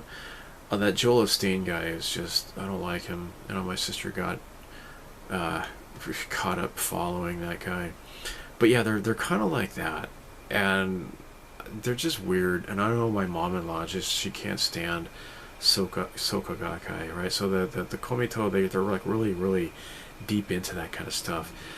About the rice, the LDP, the Jimito, they were like, they were kind of like paying farmers to not do their job, and I think they were afraid of like an excess of rice, and now there's not enough, and so right now there's like the price of rice has gone up. I suppose that the agricultural minister, he like resigned. I think it was, I can't remember what his name was or what his job title was, but this is really weird. The guy admitted that he's never actually bought rice because he's always had it given to him, and that was turned out like there was a big backlash, and people got kind of pissed off about that, and so he kind of resigned as a result. It's kind of interesting because I don't buy rice. My father-in-law, he has his own rice fields, so he plants his own rice and we get it for free, so I've never had to pay for it. But now, like, a bag of rice is like 3,000 yen or something like that. It didn't used to be this expensive. So the LDP, they're mostly to blame. Now, Shinzo Abe, he got along just fine with Trump. A lot of people liked him. What I did not like about the guy was that he was like really into the whole TPP thing, and that made me uncomfortable because TPP, as its original intent, was just a slap in the face to consumers worldwide. I guess I don't want to ramble too much about that, but TPP was terrible. They ended up doing their own version of TPP after Trump killed it, after he became president, and the way the TPP kind of exists now, it's not at all like that. It's actually probably a lot more of an actual trade partnership than the way it was supposed to be. It was like basically countries would surrender their sovereignty to the whims of American lawyers, corporate lawyers, and really scary crap. But anyhow, so yeah, TPP was really bad. So anyhow, Shinzo Abe, he was kind of all right. The thing is, like, Shinzo Abe was really pushing against mass immigration. As everybody knows, the population decline in Japan is a big concern, and putting a band-aid on the situation is just importing people from elsewhere. That is just a really bad idea. Now, Viktor Orban in the Czech Republic was able to turn their country's birth rate around. So, and without importing Muslims, for example, from the third world. Europe is just trash, and I really feel sorry for the sane people in Europe who, if there's some left, there are a few left, but it's just, I don't want to go to Europe. I mean, Poland and Czech, they have the right attitude. Like, they don't they don't accept any of these so-called refugees. Like, they're not even from Syria, right? So, like, the Syrian refugees who should be refugees are the Christians, but they're the ones being slaughtered, right? And now that that country's been handed over to the evil people, yeah, the killing is resuming. It's really sad. That Assad, I don't think he was such a bad person at all. But anyhow, I guess I go on to too many tangents. Anyhow, yeah, Viktor Orban, like, with his government, basically, if you get married and have a child within 2 years of graduation, then your student debts are forgiven. And if you, what was it, like a family who have 4 children, like, they're exempt from taxes for life. And that has kind of, you know, correct me if I'm wrong, but this is what from what I understand, it's really turned their country around. So, Japan, you know, with the declining birth rate, this is something I'm probably gonna write an essay about this and put it on my website, stevethefish.net. You know, if you go to the Greg's Life section, that's where I post a bunch of essays and such. And Japan could turn itself around if they completely rethink the way that they do things. If they can encourage, like, I don't want to use the word propaganda, but propaganda is not always a bad thing. It's just that we always think of it as like a really terrible thing. Really just influence children, really give them a positive view on marriage and having children and building a family, A, and then B, not making it so incredibly insanely expensive to have children that people actually can make it happen. I have 1 child, and it's just the amount of money you have to pay just for high school is insane. I mean, it's almost as like a junior college in America just to go to high school. It's crazy. So yeah, anyhow, I guess I'll save that for like a long essay or whatever. But just the way that they've gone around having children or just love and marriage, it's not like what a Westerner would expect, you know. Basically, you know, in my heart, I wanted to get married, and I wanted to basically cultivate myself to be a good guy in order to find a girl and, you know, marry her, right? Take the steps to do that.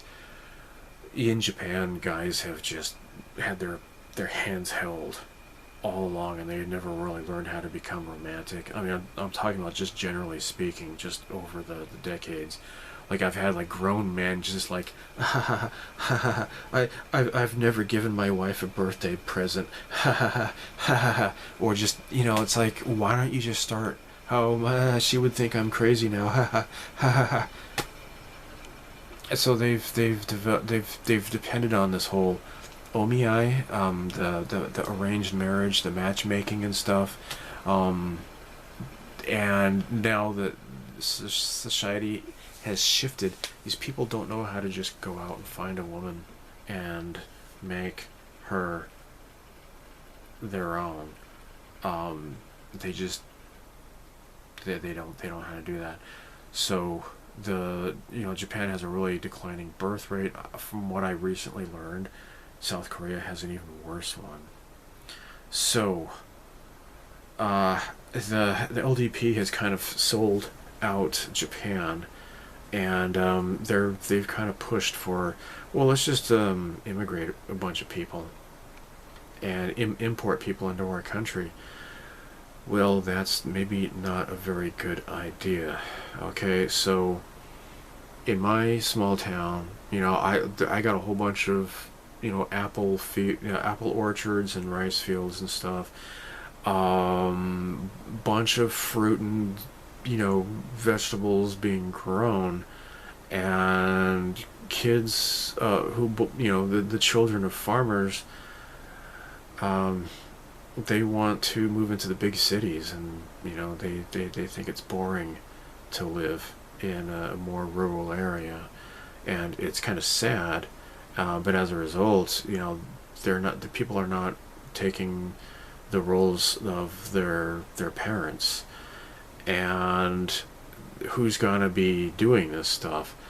Well, in my area, there's a whole bunch of Chinese and Vietnamese people. Mostly they're kind of alright, I guess, but oh god, people don't know how to follow the trash rules. You know, you put your trash out on you know, where I live, like Tuesday morning and Friday morning. You don't just throw it out Wednesday afternoon, because it's not going to get picked up, right? The only thing it's going to be picking them up is the frickin' crows the next morning and making a mess in the street. So these people cannot follow simple directions. Plastic recycling goes into the yellow bags on recycling day, which is only every other week. Aluminum cans, you put that into the blue net, right? Plastic bottles go into the plastic bottle bin, okay? You would think that would be really easy, but no. People will put frickin' cans into the yellow bags and then just set them out on just whatever day of the week that they feel like it, right? They can't follow the easy, simple directions, and probably they are, you know, from Vietnam or wherever. That is a big problem, okay? And people are getting really tired of that kind of a thing. And now, to be fair, I have caught Japanese people, like young people though. Gosh, yeah. So I came home from work. It was a Wednesday. It's not a trash day. And these assholes were just dumping their trash, and they weren't even using this city specified trash bags. And I pulled up right behind them. I got out. And I'm like, you know, telling them in Japanese, what do you think you're doing? You know, you don't throw your trash out here. This is not the trash day. And they were like, oh my gosh. Because I really freaked them out, right? They're like, is there a camera around here? I didn't say anything. I just stare at them. Just, you know, that's for them to find out, right? And I'm like, you're Japanese, you can read that sign right there, and that sign tells you the rules on how to throw out trash, and you're not following the rules.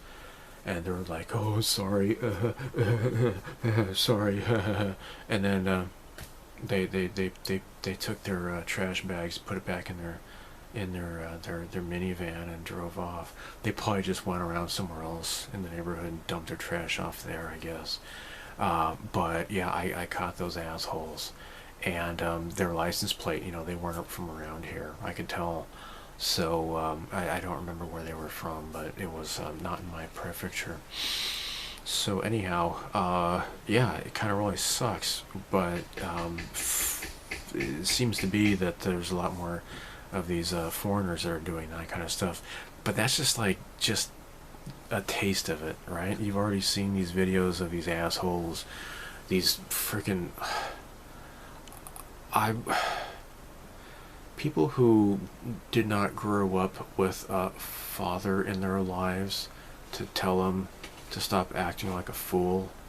And you know, these people are like, well, everything's about me, look at me, you know. They're most of them, no, not all of them, but like most of them are like these, from what I have seen, they're all a bunch of these African Americans, you know, that they they're just breakdancing on the subways and stuff like that. Now, I don't live in Tokyo. I don't go there very often at all, so I've never seen this. I've never witnessed this myself. But that really pisses people off. And like in Kyoto, which is a beautiful city, they are so inundated with tourists, and these tourists who cannot follow the rules. Like you look at like videos like Decoy Voice, you know, he's done videos on this kind of stuff. You know, Kyoto is like a really sacred traditional city, and with all these temples and shrines and such, and people they're now visiting Japan because it's cheaper for them, because the exchange rate is very, you know, favorable, and they take their out of control kids with them. And there was like somebody from Canada, their punk kid scratched his name into like this centuries old temple, and just ruining stuff like graffiti, and like you'll have like this bamboo forest, and people are like, you know, Joni loves Chachi or whatever crap like that, that they're carving into the bamboo trees. And this never really happened before, but now there's such an influx of people, and they can't follow the rules, and it's really embarrassing and disgusting. So now they've even like closed off areas of Kyoto that were like the geisha district is, because these assholes are getting in their face and videoing them and everything, or taking photographs. So people of Japan are getting really sick of this kind of stuff, right? And that all that stuff is the icing on the cake. But with a lot of these immigrants, though, they're importing people from the religion of peace areas of the world, right? And what do? They peacefully commit crimes. They peacefully attack people. They peacefully rape women, all in the name of peace, right? Because they're what do they call them? The Allah's perfect example. He did that kind of stuff, right? The guy was a 7th century barbarian, right? You ever get people like these raging shitlibs who, like, you know, if there's any sort of criticism of Islam, then they're like, oh well, you know what, the Bible's full of bad stuff too, blah blah blah blah. It's like, I don't remember the part of the Bible where Jesus and his disciples, while they were slaughtering an entire village of Jews to the point where, like, the boys had to expose, you know, their trousers, and if they had pubic hair, then they were getting decapitated and getting their throats slit, so much so that a woman went insane because, like, every man in her village is being you know, slaughtered. And then at night, his followers were raping the women in front of their own husbands, who they hadn't gotten around to murdering yet. And then when they go to Jesus, some of the disciples go to him and say, "Oh, teacher, some in our group, they're raping women. Is that forbidden? Because you said that we should not have sex outside of marriage." And then Jesus says, "Oh well, you know, if you seize them by your right hand, then you can go ahead and rape them." That never happened. However, it did happen in the Quran, right? And if you read the Hadith, it explains the whole thing and what happened. It is just completely depraved and disgusting. Jesus did not marry a 6-year-old girl, which gave her so much stress that her hair fell out in clumps. And then when she was a 9-year-old girl, he consummated his marriage when she was still playing with dolls on her swing set and stuff like that. This is disgusting. But when you hold such a man who tortured people to reveal their treasures, who committed genocide, who raided caravans, who just killed people and gave permission to rape and everything. If that is your perfect example, what are you gonna do? You're gonna follow that type of a lifestyle. So when they come to Japan, this kind of crap has been going on, and there have been like these people, like these Kurdish people, who from Turkey. They've been here for like decades, and they finally deported one. Finally, all right. So Japan has its own problem with illegal immigrants, right? There's this kind of stuff going on. So they got like these frickin', I don't know, this guy, he was like from Africa, some black African guy who was defacing a shrine somewhere, right? So your perfect example is a man who went to Mecca and smashed up all of those deities and stuff like that, because that's idolatry. The ironic thing is, though, is that they pray 5 times a day to that frickin' black stone, that meteorite is what they claim it is, I guess, that looks like a big frickin' silver pussy, right? They pray to that thing 5 times a day, but yet, you know, they're supposedly against idolatry. You pray to a frickin' black stone, but although it looks silver, but whatever, whatever, right? So when they come to Japan, there have been some isolated incidents, though, and they have been, you know, like attacking these temples and shrines and stuff like that. That is cause for alarm. Japanese people, they really protect their culture. They're rather proud of their culture. They do not want to turn their country into what is going on in Europe. The thing is, though, is that most people don't even know what's going on in Europe. I saw a video from Black Pigeon Speaks, and he was talking about how the Japanese embassy in France are like, they offer mental counseling services for Japanese tourists, because when they come to France and they see how disgusting it is with all of these derelicts wandering the street like a friggin' zombie apocalypse, blocking traffic, you know, Jesus says, you know, when you pray, don't pray in the streets where everybody can see you. Go into your into your room and pray to your Father who is unseen. These people do not do that. They have to get out, and they don't go to a mosque. They have to do it in the middle of the street, and they block traffic, and it's really disgusting.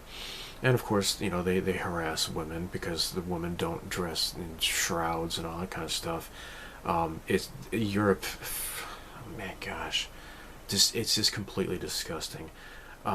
So yeah, Japanese people, when they see all these homeless people, like, you know, laying around on mattresses on the side of the street, and you know, they can't go outside at night because they're too afraid they're going to be attacked outside of their hotel or whatever.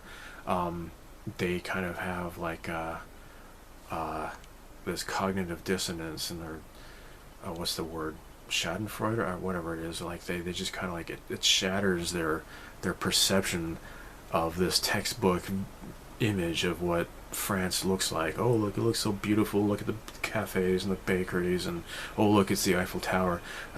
That's no longer the case now. It got to the point where like AI, you know, has depicted something that looks like this.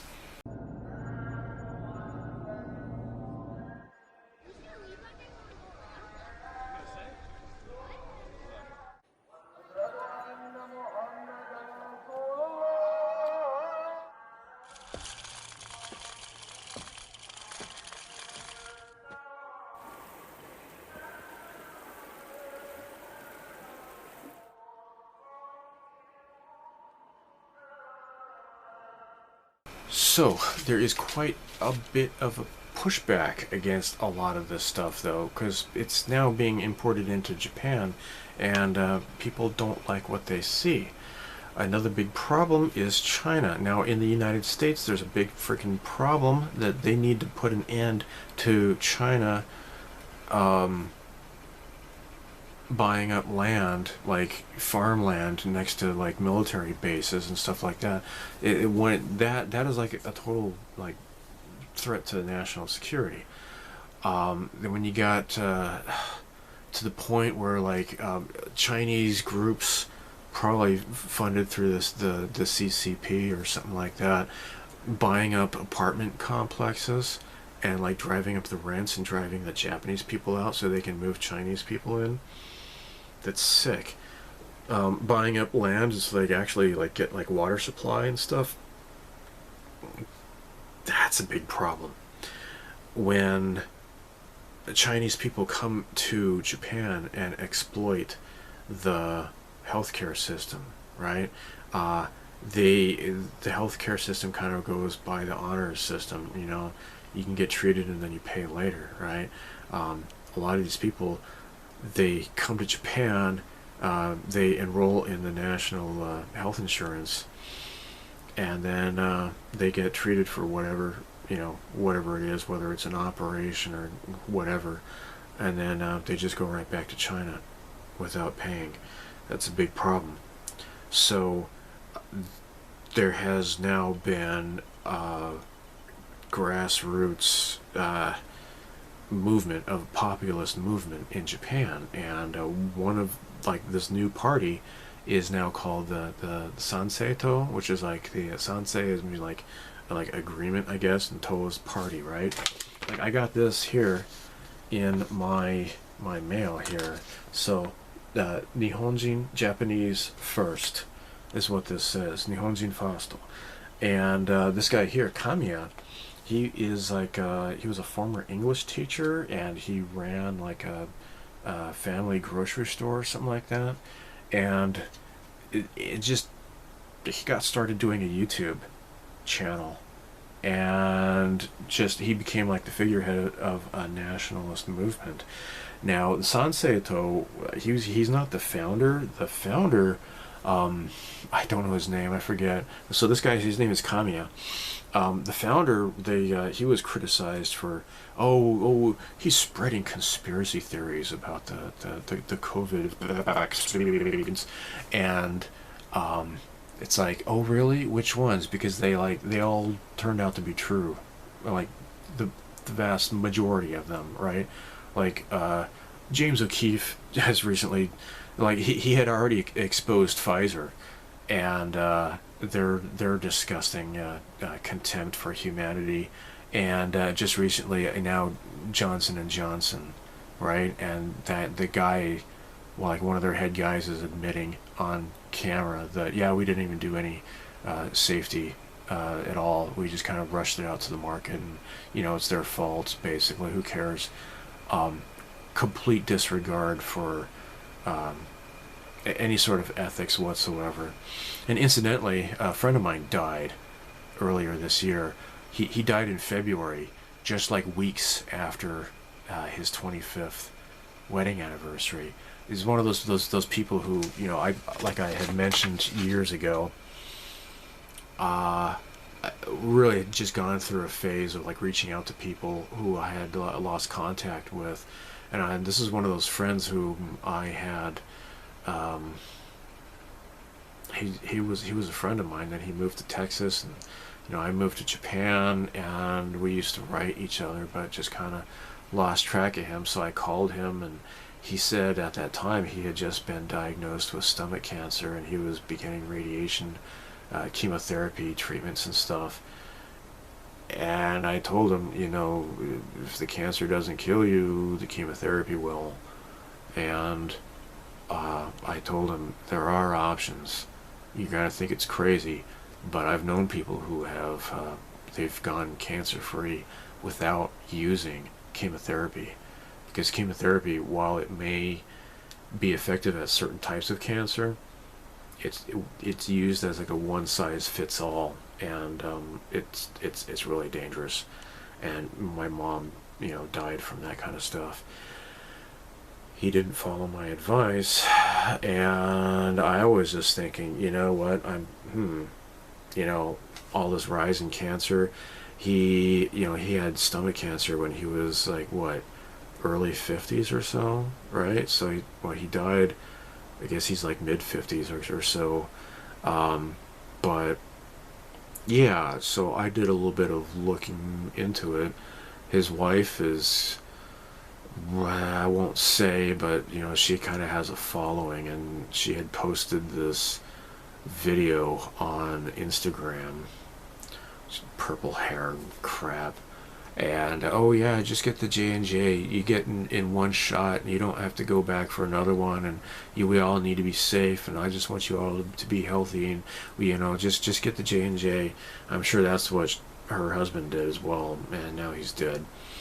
So correlation, yes. Causation, well, you already know what my opinion on that is.